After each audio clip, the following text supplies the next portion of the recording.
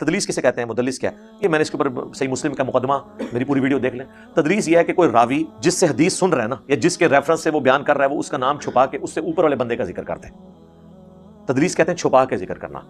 اور بعض اوقات لوگ چھپاتے اس لیے تھے کہ وہ ڈائریکٹ اس بندے کا نام لیں گے نا، تو اس بندے کے اوپر کلام ہوتا تھا، وہ اس کے استاد کا نام لیتے تھے، لیکن اس کے استاد سے ان کی سماع نہیں ہوتی تھی، پھر وہ ان فلاں کر کے بات کرتے تھے، حدثنا اور اخبرنا نہیں کہتے تھے تاکہ جھوٹ بھی نہ ہو۔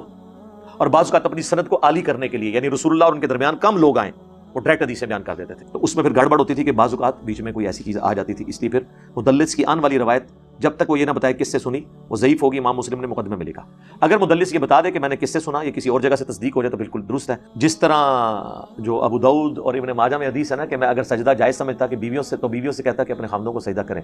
ابو داؤد والی جو حدیث ہے نا، اس میں تدلیس ہے، شریک القاضی کی، مدلس ہے، لیکن اس کی سماع کی تصریح سنن کبری البیہقی میں موجود ہے، اس کی بنیاد پہ ہم اس حدیث کو صحیح سمجھتے ہیں۔ ادروائز وہ ہمیں سماع کی تصریح نہ ملتی تو ہم نہ مانتے۔ البتہ بخاری مسلم میں جتنی بھی تدلیس والی روایتیں ہیں وہ سماع کی تصریح پر محمول ہیں، ان راویوں نے اس کی تحقیق امام بخاری امام مسلم نے کرنے کے بعد لکھی ہے، اور بعد میں لوگوں نے، ایک عرب اسکالر نے باقاعدہ پوری کتاب لکھی ہے جس میں انہوں نے آن والی روایتیں جو بخاری مسلم کی ان کی سماع بھی ثابت کی ہے دوسری کتابوں سے۔ تو تدلیس یہ وہ اور یہ کوئی، یہ علم حدیث میں کوئی اتنی پسندیدہ چیز نہیں ہوتی تھی، لیکن ضرورت بھی تھی۔ ہم میں سے اکثر لوگ تدلیس ہی کر رہے ہوتے ہیں۔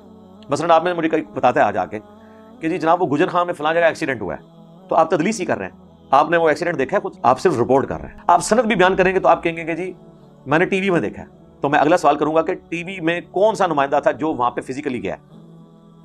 ہو سکتا ہے ٹی وی کے نمائندے نے بھی کسی سے بات سنی ہو، پھر آپ کہیں گے ٹی وی کا یہ نمائندہ ہے، اس نے فلاں جگہ ویڈیو بنائی ہے اور یہ دیکھیں اب آپ، پھر میں مان لوں گا وہ سند پوری ہو جائے گی۔ مثلا میں کہوں کہ محمد علی جناح جب لاہور آئے، انہوں نے مینار پاکستان یہ تقریر کی، اور کوئی مجھ سے پوچھے کہ حضرت آپ تو 77 میں پیدا ہوئے ہیں، محمد علی جناح تو 48 میں فوت ہو گئے تھے، بیچ کی سند کدھر ہے؟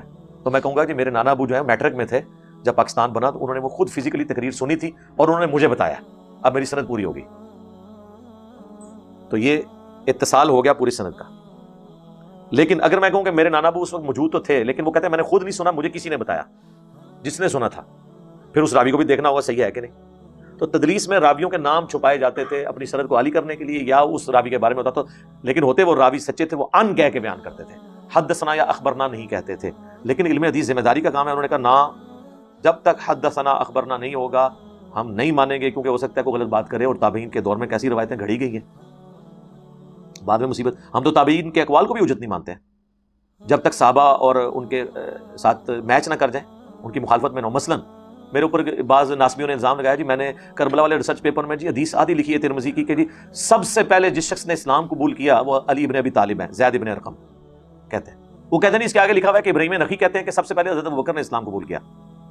تو میرے بھائی اس ریسرچ پیپر سے پہلے میں نے اس پہ پوری ویڈیو ریکارڈ کرائی ہے، سب سے پہلا مسلم کون، اور اس میں نے پوری حدیث بیان کر کے اس کی انجینئرنگ کی ہے کہ حدیث یہی ہے کہ زید ابن ارقم کہہ رہے ہیں، کیونکہ زید ابن ارقم کون ہے؟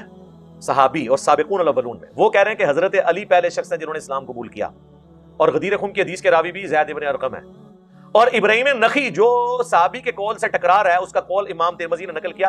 ابراہیم نخعی 50 ہجری میں پیدا ہوا ہے، حضور کی وفات کے 40 سال کے بعد وہ پیدا ہوا ہے۔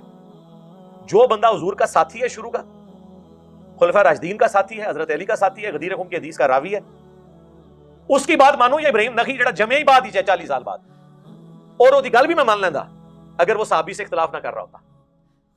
ابراہیم نخعی جب پیدا ہوئے ہیں اس وقت سنی شیعہ کنفلکٹ آ چکا تھا، تو ابراہیم نخعی کو کچھ سنی سنائی بات پہنچ گئی تو انہوں نے آگے بیان کر دی، انہوں نے کسی صحابی کا ذکر نہیں کیا۔ جو بندہ حضور کی وفات کے 40 سال بعد پیدا ہو رہا ہے وہ کس طرح کہہ سکتا ہے کون بندہ پہلے اسلام لے کے آیا؟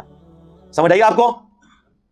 اسی لیے شیخ زبیلی زئی رحمہ اللہ نے جب حضرت علی کی فضیلت میں ترمذی کی حدیث لکھی ہے نا، یہ والی کہ زید ابن ارقم کہتے ہیں پہلا شخص جو مسلمان ہوا وہ علی ابن ابی طالب میں، ساتھ لکھا کہ تابعی صغیر، چھوٹا تابعی، اس نے زید ابن ارقم کی مخالفت کرتے ہوئے کہا کہ حضرت ابوبکر پہلی اسلام لے کے آئے۔ تو زبیلی زئی صاحب نے اس کے اوپر جو تبصرہ کیا ہے نا، وہ نٹوریس انداز میں کیا ہے کہ اس کی کیا اوقات ہے کہ ایک صحابی سے اختلاف کر رہا ہے۔ امام مسلم نے مقدمے میں لکھا ہے تابعی کی مرسل کوئی شے نہیں ہے جب تک صحابی کو مینشن نہ کرے۔ تو جو روایت ہی مرسل چھوٹی ہوئی اور صحابی سے ٹکرا رہی ہے، وہ اگر میں نے اس میں نہیں لکھی تو اس لیے نہیں لکھی کہ میں اس کے اوپر لکھ رہا ہوں کہ میں صرف صحیح روایتیں لکھ رہا ہوں۔ اگر میں یہ جعلی کام ساتھ لکھتا نا تو مجھے تین لائنیں اور لکھنی پڑنی بتانے کے لیے، تو وہ میں نے اپنا ٹائم تو نہیں ضائع کرنا۔ البتہ جب میں نے ویڈیو ریکارڈ کی اس میں نے پوری بات کی۔ ٹھیک ہے، بات سمجھ آئی؟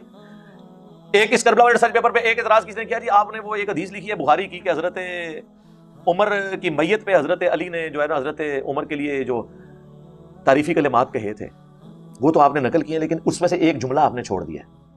وہ اس لیے میں نے چھوڑ دیا تھا کہ بخاری کے جس طرق کو میں ذکر کر رہا تھا وہ اس میں وہ الفاظ موجود نہیں تھے، لیکن اس سے پہلے میری ویڈیوز میں وہ جملے موجود ہیں، 2012 کی ویڈیوز میں بھی میں نے کو نکالے تو نہیں ہے. وہ طرق اتنا پیارا تھا کہ میں اس کو مس نہیں کرنا چاہتا تھا. اس میں الفاظ ہیں کہ ایک شخص آ کے عبداللہ ابن عباس کہتے ہیں کہ میری شولڈر پہ آ کے کون نہیں رکھتا ہے اور کہتا ہے اے عمر، میں نے اکثر رسول اللہ سے سنا تھا میں ابو بکر اور عمر داخل ہوئے، میں ابو بکر اور عمر نکلے، مجھے امید تھی تو اپنے 2 ساتھیوں سے جا ملے گا، اور بڑے تعریفی کلمات. اور کہتے ہیں میں نے مڑ کے دیکھا تو علی بن ابی طالب تھے. اب اس میں جو سوز و گداز ہے وہ اس میں نہیں ہے. دوسرے طریق میں آتا ہے کہ علی بن ابی طالب آئے اور انہوں نے کونی رکھی میرے کندھے پہ، اور اس میں وہ سسپینس اور چسکا ہی نہیں ہے جو اس میں، کیونکہ یہاں انہوں نے مختصر بات کی ہے، وہ اینڈ پہ انہوں نے مڑ کے دیکھا تھا تو یہ سسپینس باقی رہتا ہے. میں نے وہ والا طریق ڈالا ہے.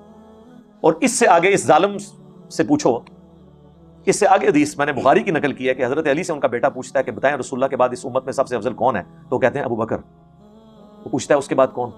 کہتے ہیں عمر.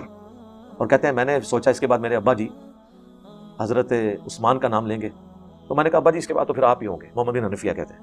تو حضرت علی نے کہا کہ میں تو عام مسلمانوں میں سے ایک مسلمان. 8 جی ومن احسن قولا ممن دعا الى الله وعمل صالحا وقال اننی من المسلمین. اس سے بہتر کس کی بات ہے جو لوگوں کو اللہ کی طرف بلائے اور نیک اعمال کرے خود بھی اور کہ میں بھی عام مسلمان ہوں. تو یہ حدیث تو میں نے کربلا ریسرچ پیپر میں ڈالی ہوئی ہے. یہ زیادہ تگڑی بات ہے یا بہت زیادہ تگڑی بات ہے کہ میں وہ جملہ کہ میں عمر کے اعمال پہ رش کروں گا؟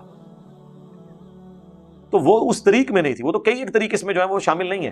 اوورال ہم نے مقدمہ رکھا ہے. اور جب میں نے لاتا سے لیکچرز میں اس سے بھی 5 سال پہلے بیان کیا اور ابھی تک کئی جگہ میں نے بیان کیا ہے، تو میری نیت کے اوپر نیت تو آپ کی شک میں ہے. اہل حدیثوں نے 3 کتابیں لکھی، تینوں میں غدیر خم کی حدیث میں تعریف کر کے قرآن اور سنت کر دیا، اہل بیت کا نام نکال دیا.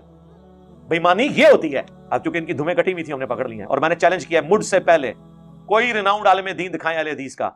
وہ کہتے ہیں مولانا اسحاق کو ہم دکھاتے ہیں. مولانا اسحاق تو اہل حدیث نے فارغ کر کے کافر قرار دے دیا تھا. جو کبھی مولا علی لفظ یوز کرتا ہو، زبیر علی زئی صاحب نے بھی جو استعمال کیا نا، اس کے پیچھے بھی میرا خفیہ ہاتھ تھا. تو میں اس سے کہہ کے زبردستی یہ کہتا تھا، پھر وہ شروع ہو گئے تھے مولا علی اور اہل سنت کا لفظ، ورنہ وہ پہلے اہل حدیث کا لفظ یوز کرتے تھے. میں کہتا تھا کہ یار اس لفظ کی جو انورٹڈ کاما میں عزت ہے نا سب کانٹیننٹ میں، اس طرح آپ بات نہیں پہنچا سکتے. آپ اہل سنت لفظ استعمال کریں جو مین اسٹریم میں ہمارا چل رہا ہے، حکمت سے دعوت کا کام کریں. بے ایمانیاں جو ہے